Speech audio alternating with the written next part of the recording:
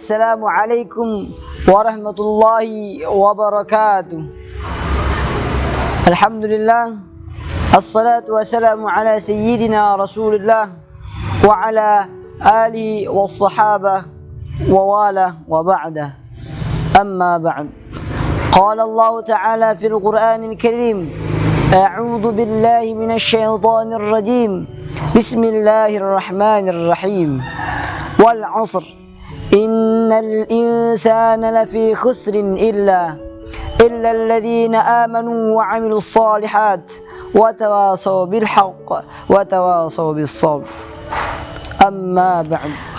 Pada kesempatan ini saya akan berbicara sedikit mengenai sebuah waktu yang mana disebutkan dalam mahfuzat, al-waqtu athmanu minadh dhahabi.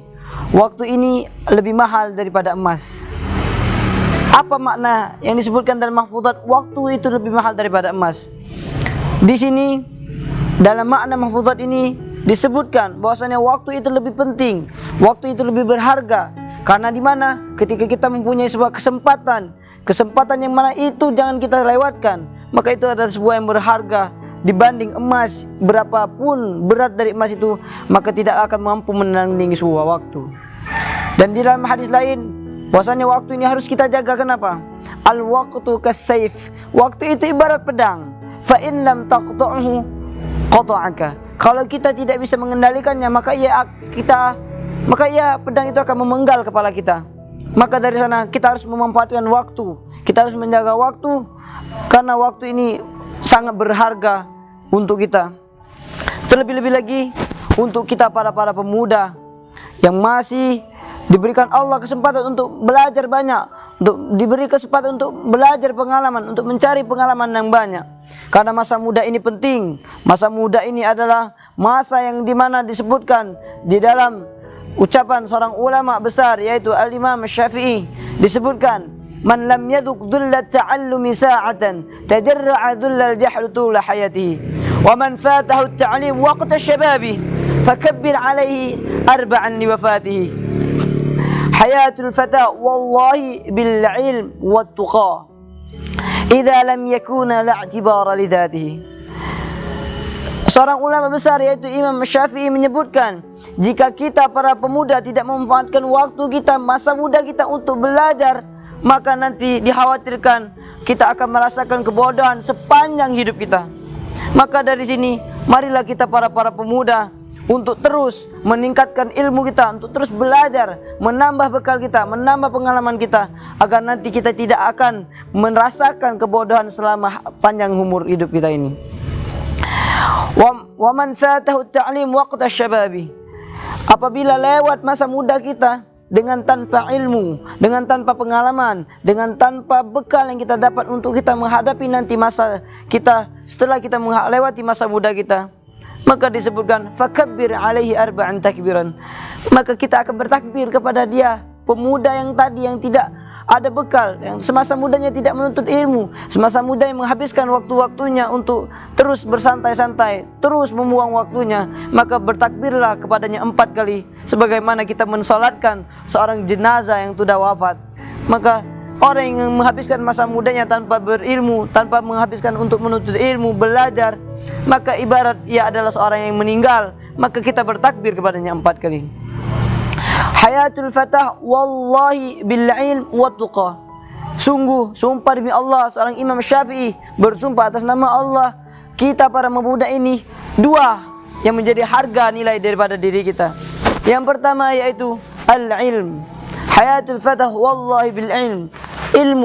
Ilmu ini sangat penting, karena ilmu ini adalah yang menunjukkan kita kepada jalan yang benar, menunjukkan kita kepada sesuatu yang bagus, sesuatu yang hak, sesuatu yang harus kita lakukan. Seperti halnya kita di bulan puasa ini. Kalau kita mengetahui ilmu dan faedah yang ada di bulan puasa ini, maka kita akan tahu apa yang harus kita perbuat dan apa yang harus kita jaga dari puasa kita ini. Dan yang kedua yang disebutkan oleh Imam Syafi'i yaitu at-tuqa. Maka ketakwaan ini adalah menjadi kadar suatu ketinggian derajat oleh seseorang pemuda. bukan hanya pemuda kalau takwa. Seluruh orang akan dilihat oleh Allah Subhanahu wa taala maka dari ketakwaannya. Seberapa dekatkah dia kepada Allah? Seberapa berimankah? Seberapa takwakah dia kepada Allah? Apa yang Allah dia kerjakan? Yang apa yang dilarang oleh Allah dia tinggalkan? Dan apa yang menjadi batasan-batasan dia tinggalkan? Sebagaimana dalam hadis Nabi Muhammad sallallahu alaihi wasallam, "Inna Allah Ta'ala farada fara'idha fala tudayyi'uha." Allah menetapkan sesuatu yang wajib, maka jangan kita melanggarnya, jangan kita mengabaikannya. Inna Allah Ta'ala farada fara'idha fala tudayyi'uha wa hadda hududan fala ta'daduha. Allah telah membatasi batasan-batasan untuk kita, maka jangan kita melewati batas-batasan itu. Wa harrama an asya'a fala tantahikuha. Dan Allah mengharamkan sesuatu bagi kita, maka jangan kita melanggarnya. Maka dari sini hayatul fatah wallahi bil ilmi wat tuqa idza lam yakuna li'tibara lidatihi. Jika kita tidak mempunyai ilmu, tidak mempunyai takwa, maka apakah yang akan menjadi harga diri kita? Wahai para kaum pemuda muslim dan muslimat dimanapun kalian berada, semoga dirahmati Allah Subhanahu wa taala. Maka dari sini ayo kita muhasabah diri kita. Seberapa banyak waktu yang telah kita habiskan, seberapa banyak kesempatan yang kita buang-buang sia-sia, seberapa banyak peluang yang sudah kita buang sia-sia. Maka kita bermuhasabah, kita berbenah diri untuk kedepannya, berbenah diri untuk menjadi seorang pemuda yang lebih baik. Karena disebutkan di dalam mahfudhat, urusan sebuah negara itu berada pada tangannya seorang pemuda. Dalam artian seluruh urusan yang ada di suatu bangsa ini maju atau mundur atau gimana akan menjadinya sebuah negara yang bagus, maka terletak pada kita seluruh pemuda dan pemudi yang ada untuk kebanggaan bangsa Indonesia sekarang.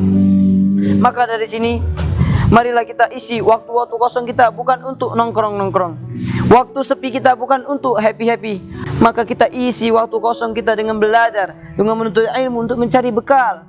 Isi waktu renggang kita untuk belajar terus. Isi waktu sepi kita juga untuk belajar, mendekatkan diri pada ilahi. Karena kita harus meningkatkan iman, takwa kita kepada Allah Subhanahu wa taala disertai juga dengan ilmu. Maka inilah yang menjadi kebanggaan untuk diri kita.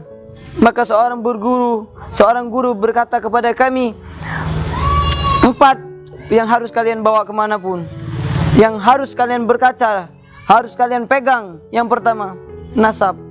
Harus berkaca dari sebuah nasab.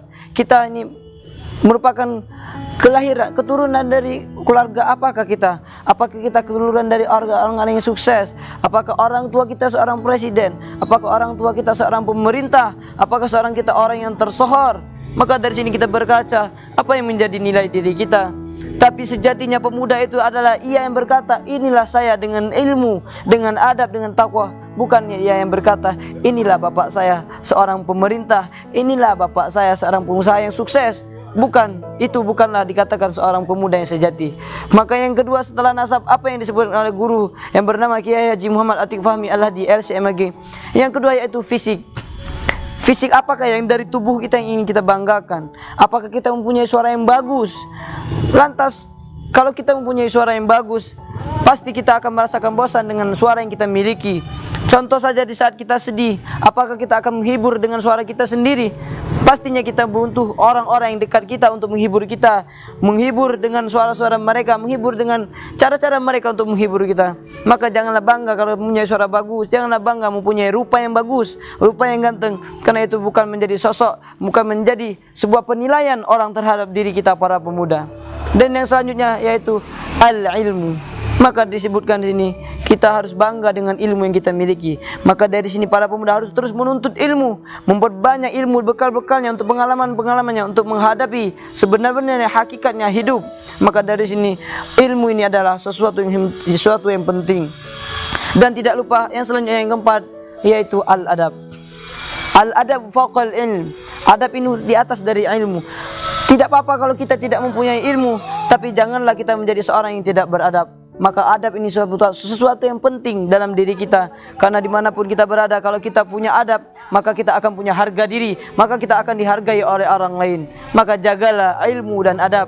Jangan banggakan dari nasab siapa kamu, jangan banggakan fisik yang kamu punya. Maka banggalah kita seorang pemuda dengan mempunyai ilmu dan adab yang baik. Dan jangan lupa yaitu takwa. Maka dari sini, ayo kita para pemuda, pemudi untuk terus berbenah diri menjadi sosok pribadi yang lebih baik, sosok kebanggaan kedua orang tua kita, kebanggaan bangsa dan negara kita. Maka dari sini, marilah kita terus belajar, mencari pengalaman untuk menghadapi sebenarnya takwa kita. Jangan sia-siakan masa muda kita, jangan sia-siakan waktu, karena waktu lebih penting daripada sebuah emas. Daripada emas berapa kilogram, waktu adalah yang lebih penting.